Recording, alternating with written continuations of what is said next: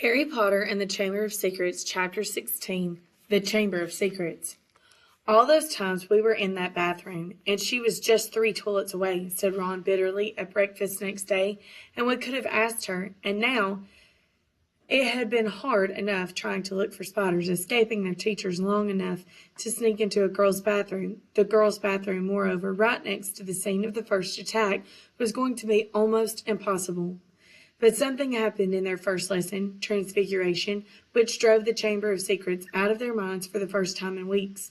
10 minutes into class, Professor McGonagall told them that their exams would start on the 1st of June, 1 week from today. Exams?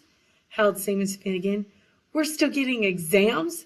There was a loud bang behind Harry as Neville Longbottom's wand slipped, vanishing one of the legs on his desk. Professor McGonagall restored it with a wave of her own wand and turned, frowning, to Seamus. The whole point of keeping the school open at this time is for you to receive your education, she said sternly. The exams will therefore take place as usual, and I trust you are all revising hard.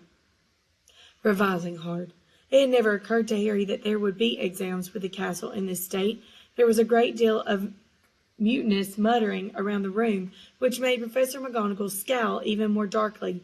Professor Dumbledore's instructions were to keep the school running as normally as possible, she said, and that, I need hardly point out, means finding out how much you have learned this year. Harry looked down at the pair of white rabbits he was supposed to be turning into slippers. What had he learned so far this year? He couldn't seem to think of anything that would be useful in an exam. Ron looked as though he'd just been told he had to go live in the Forbidden Forest. Can you imagine me taking exams with this? He asked Harry, holding up his wand, which had just started whistling loudly. 3 days before their first exam, Professor McGonagall made another announcement at breakfast. I have good news, she said, and the great hall, instead of falling silent, erupted. Dumbledore's coming back, several people yelled joyfully. You've caught the heir of Slytherin? Squealed a girl on Ravenclaw table. Quidditch matches are back on, roared Wood excitedly. When the hubbub had subsided, Professor McGonagall said, Professor Sprout has informed me that the mandrakes are ready for cutting at last. Tonight we will be able to revive those people who have been petrified. I need hardly remind you all that one of them may well be able to tell us who or what attacked them. I am hopeful that this dreadful year will end with our catching the culprit. There was an explosion of cheering. Harry looked over at the Slytherin table and wasn't at all surprised to see that Draco Malfoy hadn't joined in. Ron, however, was looking happier than he'd looked in days. It won't matter that we never asked Myrtle then, he said to Harry. Hermione will probably have all the answers when they wake her up. Mind you, she'll go mad when she finds out we've got exams in 3 days' time. She hasn't revised. It might be kinder to leave her where she is till they're over. Just then, Ginny Weasley came over and sat down next to Ron. She looked tense and nervous, and Harry noticed that her hands were twisting in her lap. What's up? Said Ron, helping himself to more porridge. Ginny didn't say anything, but glanced up and down the Gryffindor table with a scared look on her face that reminded Harry of someone, though he couldn't think of who. Spit it out, said Ron, watching her. Harry suddenly realized who Ginny looked like. She was rocking backwards and forwards slightly in her chair, exactly like Dobby did when he was teetering on the edge of revealing forbidden information. I've got to tell you something, Ginny mumbled, carefully not looking at Harry. What is it? Said Harry. Ginny looked as though she couldn't find the right words. What? Said Ron. Ginny opened her mouth, but no sound came out. Harry leaned forward and spoke quietly so that only Ginny and Ron could hear him. Is it something about the Chamber of Secrets? Have you seen something? Someone acting oddly? Ginny drew a deep breath, and at that precise moment Percy Weasley appeared, looking tired and wan. If you've finished eating, I'll take that seat, Ginny. I'm starving. I've only just come off patrol duty. Ginny jumped as though her chair had just been electrified, gave Percy a fleeting frightened look, and scarpered away. Percy sat down and grabbed a mug from the center of the table. Percy, said Ron angrily, she was just about to tell us something important. Halfway through a gulp of tea, Percy choked. What sort of thing? He said, coughing. I just asked her if she'd seen anything odd, and she started to say, Oh, that. That's nothing to do with the Chamber of Secrets, said Percy at once. How do you know? Said Ron, his eyebrows raised. Well, if you must know, Jenny, walked in on me the other day when I was, well, never mind. The point is, she spotted me doing something, and I asked her not to mention it to anybody. I must say, I did think she'd keep her word. It's nothing really. I'd just rather. Harry had never seen Percy look so uncomfortable. What were you doing, Percy? Said Ron, grinning. Go on, tell us. We won't laugh. Percy didn't smile back. Pass me those rolls, Harry. I'm starving. Harry knew the whole mystery might be solved tomorrow without their help, but he wasn't about to pass up a chance to speak to Myrtle if it turned up, and to his delight it did. Mid-morning, when they were being led to History of Magic by Gilderoy Lockhart, Lockhart had so often assured them that all danger had passed, only to be proved wrong straight away, was now wholeheartedly convinced that it was hardly worth the trouble to see them safely down the corridors. His hair wasn't as sleek as usual, and it seemed he had been up most of the night patrolling the 4th floor. Mark my words, he said, ushering them around a corner. The first words out of those poor petrified people's mouths will be, "It was Hagrid." Frankly, I'm astounded. Professor McGonagall thinks all these security measures are necessary. I agree, sir, said Harry, making Ron drop his books in surprise. Thank you, Harry, said Lockhart graciously. While they waited for a long line of Hufflepuffs to pass, I mean, we teachers have quite enough to be getting on with without walking students to classes and standing guard all night. That's right, said Ron, catching on. Why don't you leave us here, sir? We've all got one more corridor to go. You know, Weasley, I think I will, said Lockhart. I really should go and prepare my next class. And he hurried off. Prepare his class? Ron sneered after him. Gone to curl his hair, more like. They let the rest of Gryffindors draw ahead of them, then darted down a side passage and hurried off towards Moaning Myrtle's bathroom. But just as they were congratulating each other on their brilliant scheme, Potter! Weasley! What are you doing? It was Professor McGonagall, and her mouth was the thinnest of thin lines. We were, Ron stammered.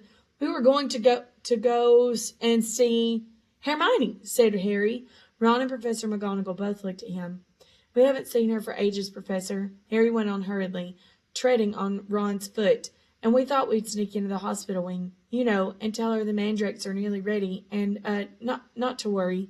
Professor McGonagall was still staring at him, and for a moment Harry thought she was going to explode, but when she spoke it was in a strangely croaky voice. Of course, she said, and Harry, amazed, saw a tear glistening in her beady eye.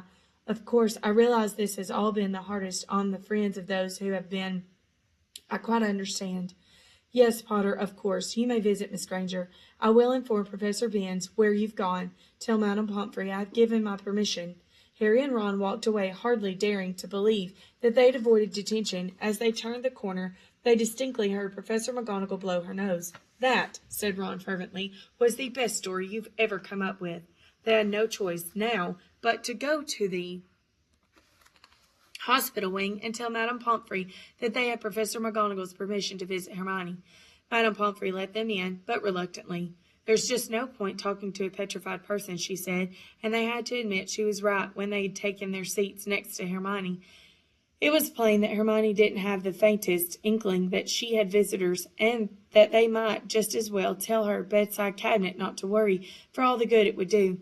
Wonder if she did see the attacker, though, said Ron, looking sadly at Hermione's rigid face, because if she sneaked up on them all, no one'll ever know. But Harry wasn't looking at Hermione's face. He was more interested in her right hand. It lay clenched on top of her blankets, and bending closer, he saw that a piece of paper was scrunched inside her fist. Making sure that Madame Pomfrey was nowhere near, he pointed this out to Ron. Try and get it out, Ron whispered, shifting his chair so that he blocked Harry from Madame Pomfrey's view. It was no easy task. Hermione's hand was clamped so tightly around the paper that Harry was sure he was going to tear it. While Ron kept watch, he tugged and twisted, and at last, after several tense minutes, the paper came free. It was a page torn from a very old library book. Harry smoothed it out eagerly, and Ron leaned close to read it too. Of the many fearsome beasts and monsters that roam our land, there is none more curious or more deadly than the basilisk. Known as the king of serpents, this snake, which may reach gigantic size and live many hundreds of years, is born from a chicken egg hatched beneath a toad. Its methods of killing are most wondrous, For aside from its deadly and venomous fangs, the basilisk has a murderous stare, and all who are fixed with the beam of its eye shall suffer instant death. Spiders flee before the basilisk, for it is their mortal enemy. And the basilisk flees only from the crowing of the rooster, which is fatal to it. And beneath this, a single word had been written in a hand Harry recognized as Hermione's. Pops. It was as though somebody had just flicked a light on in his brain. Run, he breathed. This is it. This is the answer. The monster in the chambers, a basilisk, a giant serpent. That's why I've been hearing that voice all over the place, and nobody else has heard it. It's because I understand Parseltongue. Harry looked up at the beds around him. The basilisk kills people by looking at them, but no one's died because no one looked at it straight in the eye. Colin saw it through his camera. The basilisk burned up its film inside, but Colin just got petrified. Justin must have seen the basilisk through nearly headless Nick. Nick got the full blast of it, but he couldn't die again, and Hermione and that Ravenclaw prefect were found with a mirror next to them. Hermione had just realized the monster was a basilisk. I bet you anything she warned the first person she met to look round corners with a mirror first, and that girl pulled out her mirror, and Ron's jaw had dropped. And Mrs. Norris, he whispered eagerly. Harry thought hard, picturing the scene on the night of Halloween. The water, he said slowly, the flood from the Moaning Myrtle's bathroom. I bet you Mrs. Norris only saw the reflection. He scanned the page in his hand eagerly. The more he looked at it, the more it made sense. The basilisk flees only from the crowing of a rooster, which is fatal to it. He read aloud, Hagrid's roosters were killed. The heir of Slytherin didn't want one anywhere near the castle once the chamber was open. Spiders flee before the basilisk. It all fits. But how's the basilisk been getting around the place? Said Ron. A dirty great snake? Someone would have seen. Harry, however, pointed at the word Hermione had scribbled at the foot of the page. Pops, he said. Pops? Ron, it's been using the plumbing. I've been hearing that voice inside the walls. Ron suddenly grabbed Harry's arm. The entrance to the Chamber of Secrets, he said hoarsely. What if it's a bathroom? What if it's in Moaning Myrtle's bathroom? Said Harry. They sat there, excitement coursing through them, hardly able to believe it. This means, said Harry, I can't be the only Parseltongue in the school. The heir of Slytherin's one too. That's how they've been controlling the basilisk. What are we going to do? Said Ron, whose eyes were flashing. Shall we go straight to McGonagall? Let's go to the staff room, said Harry, jumping up. She'll be there in 10 minutes. It's nearly break. They ran downstairs, not wanting to be discovered. Hanging around in another corridor, they went straight into the deserted staff room. It was a large paneled room full of dark wooden chairs. Harry and Ron paced around it, too excited to sit down, but the bell to signal break never came. Instead, echoing through the corridors came Professor McGonagall's voice, magically magnified. All students to return to their house dormitories at once. All teachers return to the staff room immediately. Please. Harry wheeled around to stare at Ron. Not another attack. Not now. What do we do? Said Ron aghast. Go back to the dormitory? No, said Harry, glancing around. There was an ugly sort of wardrobe to his left, full of the teachers' cloaks. In there. Let's hear what it's all about. Then we can tell them what we found out. They hid themselves inside it, listening to the rumbling of hundreds of people moving overhead and the staff room door banging open. From between the musty folds of the cloaks, they watched the teachers flittering into the room. Some of them were looking puzzled, others downright scared. Then Professor McGonagall arrived. It has happened, she told the silent staff room. A student has been taken by the monster, right into the chamber itself. Professor Flitwick let out a squeal. Professor Sprout clapped her hands over her mouth. Snape gripped the back of a chair very hard and said, How can you be sure? The heir of Slytherin, said Professor McGonagall, who was very white, left another message, right underneath the first one. Her skeleton will lie in the chamber forever. Professor Flitwick burst into tears. Who is it? Said Madam Hooch, who had sunk weak-kneed into a chair. Which student? Ginny Weasley, said Professor McGonagall. Harry felt Ron slide silently down onto the wardrobe floor beside him. We shall have to send all of the students home tomorrow, said Professor McGonagall. This is the end of Hogwarts. Dumbledore always said. The staff room door banged open again. For one wild moment, Harry was sure it would be Dumbledore, but it was Lockhart, and he was beaming. So sorry, dozed off. What have I missed? He didn't seem to notice that the other teachers were looking at him with something remarkably like hatred. Snape stepped forward. Just the man, he said. The very man. A girl has been snatched by the monster, Lockhart, taken into the Chamber of Secrets itself. For your moment has come at last. Lockhart blanched. That's right, Gilderoy, chipped in Professor Sprout. Weren't you saying just last night that you've known all along where the entrance to the chamber is? I spluttered Lockhart. Yes, didn't you tell me you were sure you knew what was inside it? Piped up Professor Flitwick. Did I? I don't recall. I certainly remember you saying you were sorry you hadn't had a crack at the monster before Hagrid was arrested, said Snape. Didn't you say that the whole affair had been bungled, and that you should have been given a free rein from the first? Lockhart stared around at the stony-faced colleagues. I really never... You may have misunderstood. We'll leave you to it then, Gilderoy, said Professor McGonagall. Tonight will be an excellent time to do it. We'll make sure everyone's out of your way. You'll be able to tackle the monster all by yourself. A free rein at last. Lockhart gazed desperately around him, but nobody came to the rescue. He didn't look remotely handsome any more. His lip was trembling, and in the absence of his usually toothy grin, he looked weak-chinned and weedy. Very well, he said. I'll be in my office, getting ready.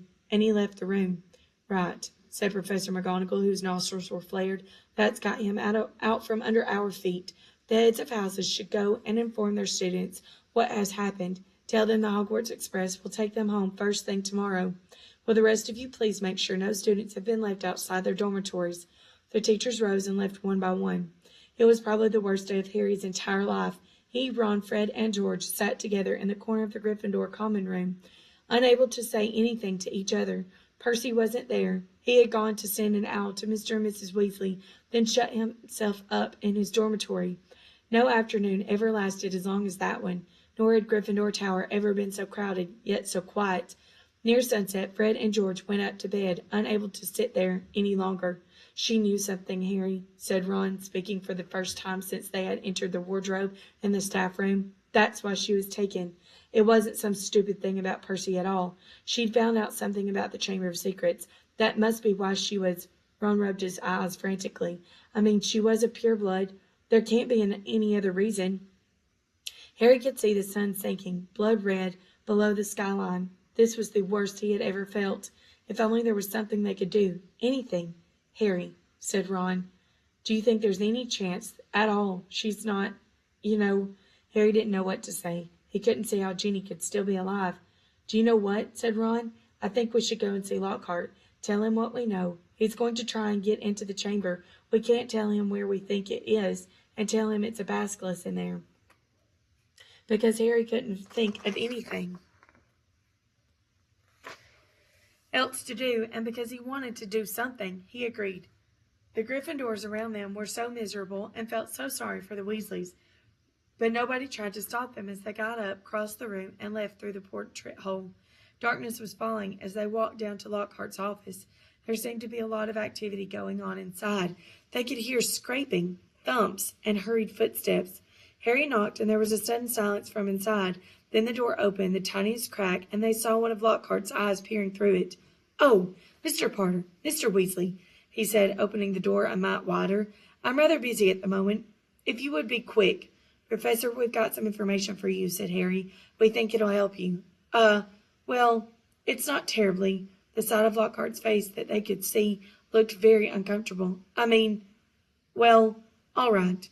He opened the door and they entered. His office had been almost completely stripped. 2 large trunks stood open on the floor. Robes, jade green, lilac, midnight blue, had been hastily folded into one of them. Books were jumbled untidy into the other. The photographs that had covered the walls were now crammed into boxes on the desk. "Are you going somewhere?" said Harry. Well, yes," said Lockhart, ripping a life-size poster of himself from the back of the door as he spoke, and starting to roll it up. "Urgent call. Unavoidable. Got to go." "What about my sister?" said Ron jerkily. "Well, as to that, Most unfortunate, said Lockhart, avoiding their eyes as they wrenched open a drawer and started emptying the contents into a bag. No one regrets more than I. You're the Defense Against the Dark Arts teacher, said Harry. You can't go now. Not with all the dark stuff going on here. Well, I must say, when I took the job, Lockhart muttered, now piling socks on top of his robes, nothing in the job description. Didn't expect. You mean you're running away? Said Harry disbelievingly. After all that stuff you did in your books? Books can be misleading, said Lockhart delicately. Who wrote them? Harry shouted. My dear boy, said Lockhart, straightening up and frowning at Harry. Do use your common sense. My books wouldn't have sold half as well if people didn't think I'd done all those things. No one wants to read about some ugly old American warlock, even if he did save a village from werewolves. He looked dreadful on the front cover, no dress sense at all, and the witch who banished the abandoned banshee had a hairy chin. I mean, come on. So you've just been taking credit for what a load of other people have done? Said Harry incredulously. Harry, said Lockhart, shaking his head impatiently. It's not nearly as simple as that. There was work involved. I had to track these people down, ask them exactly how they managed to do what they did. Then I had to put a memory charm on them so they wouldn't remember doing it. If there's one thing I pride myself on, it's my memory charms. No, it's been a lot of work, Harry. It's not all book signings and publicity photos, you know. You want fame? You have to be prepared for a long, hard slog. He banged the lids of his trunks shut and locked them. Let's see, he said. I think that's everything. Yes, only one thing left. He pulled out his wand and turned to them. Awfully sorry, boys, but I'll have to put a memory charm on you now. Can't have you blabbing my secrets all over the place. I never sell another book. Harry reached his wand just in time. Lockhart had barely raised his when Harry bellowed, Expelliarmus! Lockhart was blasted backwards, falling over his trunk. His wand flew high into the air. Ron caught it and flung it out of the open window. Shouldn't have let that Professor Snape teach us that one, said Harry furiously, kicking Lockhart's trunk aside. Lockhart was looking up at him. Weedy once more. Harry was still pointing his wand at him. What do you want me to do? Said Lockhart weakly. I don't know where the Chamber of Secrets is. There's nothing I can do.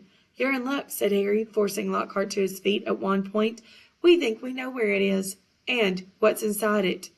Let's go. They marched, Lockhart out of his office and down the nearest stairs, along the dark corridor where the messages shone on the wall to the door of Moaning Myrtle's bathroom. They sent Lockhart in first. Harry was pleased to see that he was shaking. Moaning Myrtle was sitting on the cistern of the inn toilet. Oh, it's you, she said, when she saw Harry. What do you want this time? To ask you how you died, said Harry. Myrtle's whole aspect changed at once. She looked as though she had never been asked such a flattering question. Oh, it was dreadful, she said with a relish. It happened right in here. I died in this very cubicle. I remember it so well. I'd hidden because Olive Hornby was teasing me about my glasses. The door was locked and I was crying, and then I heard somebody come in. They said something funny. A different language. I think it must have been. Anyway, what really got me was that it was a boy speaking, so I unlocked the door to tell him to go and use his own toilet, and then, Myrtle swelled importantly, her face shining, I died. How? Said Harry. No, I did, said Myrtle in hushed tones. I just remember seeing a pair of great big yellow eyes. My whole body sort of seized up, and then I was floating away. She looked dreamily at Harry, and then I came back again. I was determined to hunt Olive Hornby, you see. Oh, she was sorry she'd ever laughed at my glasses. Where exactly did you see the eyes? Said Harry. Somewhere there, said Myrtle, pointing vaguely towards the sink in front of her toilet. Harry and Ron hurried over to it. Lockhart was standing well back, a look of utter terror on his face. It looked like an ordinary sink. They examined every inch of it, inside and out, including the pipes below, and then Harry saw it. Scratched on the side of one of the copper taps was a tiny snake. That tap's never worked, said Myrtle, brightly, as she tried to turn it. Harry, said Ron, say something in Parseltongue. But, Harry thought, the only times he'd ever managed to speak Parseltongue were when he'd been face to face with a real snake. He stared hard at the tiny engraving, trying to imagine it was real. "Open up," he said. He looked at Ron, who shook his head. "English," he said. Harry looked back at the snake, willing himself to believe it was alive. If he moved his head, the candlelight made it look as though it was moving. "Open up," he said, except the words weren't what he heard. A strange hissing had escaped him, and at once the tap glowed with a brilliant white light and began to spin. Next second, the sink began to move. The sink, in fact, sank right out of sight, leaving a large pipe exposed, a pipe wide enough for a man to slide into. Harry heard Ron gasp and looked up again. He had made up his mind that he was going to do. "I'm going down there," he said. He couldn't not go, not now they had found the entrance to the chamber, not if there was even the faintest, slimmest, wildest chance that Jenny might be alive. "Me too," said Ron. There was a pause. "Well, you hardly seem to need me," said Lockhart with a shadow of his old smile. "I'll just—" He put his hand on the doorknob, but Ron and Harry both pointed their wands at him. "You can go first," Ron snarled. White-faced and wandless, Lockhart approached the opening. "Boys," he said, his voice feeble. "Boys, what good will it do?" Harry jabbed him in the back with his wand. Lockhart slid his legs into the pipe. "I really don't think," he started to say, but Ron gave him a push, and he slid out of sight. Harry followed quickly. He lowered himself slowly onto the pipe, then let go. It was like rushing down an endless, slimy, dark slide. He could see more pipes branching off in all directions, but none as large as theirs, which twisted and turned, sloping steeply downwards, and he knew that he was falling deeper below the school than even the dungeons. Behind him, he could hear Ron thudding slightly at the curves, and then, just as he had begun to worry about what would happen when he hit the ground, the pipe leveled out, and he shot out of the end with a wet thud, landing on the damp floor of a dark stone tunnel, large enough to stand in. Lockhart was getting to his feet a little way away, covered in slime and white as a ghost. Harry stood aside as Ron came whizzing out of the pipe too. "We must be miles under the school," said Harry, his voice echoing in a black tunnel. "Under the lake, probably," said Ron, squinting around at the dark, slimy walls. All three of them turned to stare into the darkness ahead. "Lumos," Harry muttered to his wand, and it lit again. "Come on," he said to Ron and Lockhart, and off they went, their footsteps slapping loudly on the wet floor. The tunnel was so dark that they could only see a little distance ahead. Their shadows on the wet walls looked monstrous in the wand light. "Remember," Harry said quietly, as they walked cautiously forward. "Any sign of movement, close your eyes straight away." But the tunnel was as quiet as the grave, and the first unexpected sound they heard was a loud crunch as Ron stepped on what turned out to be a rat's skull. Harry lowered his wand to look at the floor, and saw it was littered with small animal bones, trying very hard not to imagine what Jenny might look like if they found her. Harry led the way forward, round a dark bend in the tunnel. "Harry, there's something up there," said Ron hoarsely, grabbing Harry's shoulder. They froze, watching. Harry could just see the outline of something huge and curved, lying right across the tunnel. It wasn't moving. "Maybe it's asleep," he breathed, glancing back at the other two. Lockhart's hands were pressed over his eyes. Harry turned back to look at one thing, his heart beating so fast it hurt. Very slowly, his eyes as narrow as he could make them, and still see, Harry edged forward, his wand held high. The light slid over a gigantic snakeskin, of a vivid, poisonous green, lying curled and empty across the tunnel floor. The creature that had shed it must have been 20 feet long at least. "Blimey," said Ron weakly. There was a sudden movement behind them. Gilderoy Lockhart's knees had given way. "Get up," said Ron sharply, pointing his wand at Lockhart. Lockhart got to his feet. Then he dived at Ron, knocking him to the ground. Harry jumped forward, but too late. Lockhart was straightening up, panting, Ron's wand in his hand, and a gleaming smile back on his face. "The adventure ends here, boys," he said.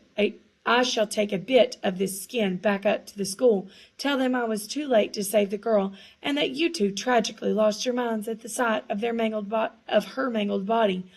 Say goodbye to your memories." He raised Ron's spello-taped wand high over his head and yelled, "Obliviate!" The wand exploded with the force of a small bomb. Harry flung his arms over his head and ran, slipping over the coils of the snakeskin, out of the way of great chunks of tunnel ceiling which were thundering to the floor. Next moment he was standing alone, gazing at a solid wall of broken rock. "Ron!" he shouted. "Are you okay, Ron?" "I'm here," came Ron's muffled voice from behind the rockfall. "I'm okay. This Git's not, though. He got blasted by my wand." There was a dull thud and a loud ow. It sounded as though Ron had just kicked Lockhart in the shins. "What now?" Ron's voice said, sounding desperate. "We can't get through. It'll take ages." Harry looked up at the tunnel ceiling. Huge cracks had appeared in it. He had never tried to break apart anything as large as these rocks by magic, and now didn't seem a good moment to try. What if the whole tunnel caved in? There was another thud and another ow. From behind the rocks they were wasting time. Ginny had already been in the Chamber of Secrets for hours. Harry knew there was only one thing to do. "Wait here," he called to Ron. "Wait with Lockhart. I'll go on. If I'm not back in an hour." There was a very pregnant pause. "I'll try and shift some of these rocks," said Ron, who seemed to be trying to keep his voice steady, "so you can get back through. And Harry—" "See you in a bit," said Harry, trying to inject some confidence into his shaking voice. And he set off alone past the giant snakeskin. Soon the distant noise of Ron straining to shift the rocks was gone. The tunnel turned and turned again. Every nerve in Harry's body was tingling unpleasantly. He wanted the tunnel to end, yet dreaded what he'd find when he did. And then, at last, he crept around yet another bend. He saw a solid wall ahead, and on which 2 entwined serpents were carved, their eyes set with great glinting emeralds. Harry approached, his throat very dry. There was no need to pretend these stone snakes were real. Their eyes looked strangely alive. He could guess what he had to do. He cleared his throat, and the emerald eyes seemed to flicker. "Open," said Harry in a low, faint hiss. The serpents parted as the wall cracked open. The halves slid smoothly out of sight, and Harry, shaking from head to foot, walked inside.